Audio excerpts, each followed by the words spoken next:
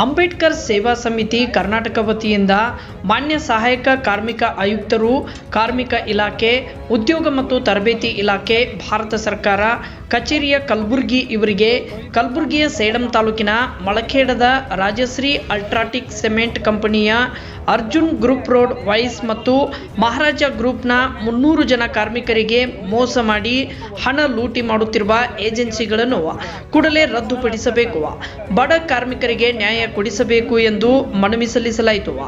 ಮಳಖೇಡ್ Rajashree cement ಕಂಪನಿಯ HR ಅವರಿಗೆ ಮನವಿ ನೀಡಿ 1 ವಾರದೊಳಗೆ ಏಜೆನ್ಸಿ ಮೇಲೆ ಕ್ರಮ ಕೈಗೊಳ್ಳಬೇಕು, ಇಲ್ಲವಾದರೆ ಕಲಬುರಗಿ ಜಿಲ್ಲಾಧಿಕಾರಿ ಕಚೇರಿ ಮುಂದೆ ಉಗ್ರವಾದ ಹೋರಾಟ ಮತ್ತು ಧರಣಿ ಸತ್ಯಾಗ್ರಹ ಮಾಡಲಾಗುವುದು ಎಂದು ಅಂಬೇಡ್ಕರ್ ಸೇವಾ ಸಮಿತಿ ಕರ್ನಾಟಕ ಕಲಬುರಗಿ ಯುವ ಘಟಕದ ಅಧ್ಯಕ್ಷರು NK ಅರ್ಜುನ್ ಅವರು ಎಚ್ಚರಿಕೆ ಕೊಟ್ಟರು. ಈ ಸಂದರ್ಭದಲ್ಲಿ ಕಲಬುರಗಿ ಉಪಾಧ್ಯಕ್ಷ ಭಾಗೇಶ್, ಮನೋಜ್ ಕೊಟ್ನೂರ್, ಸಂದೀಪ್ ಭರಣಿ ಸೇರಿ ಮತ್ತಿತರರು ಉಪಸ್ಥಿತರಿದ್ದರು. ವರದಿ ಮಾರುತಿ ತಗಲುತಿಪ್ಪಿ, ಭೀಮವಾದ ನ್ಯೂಸ್, ಕಲಬುರಗಿ.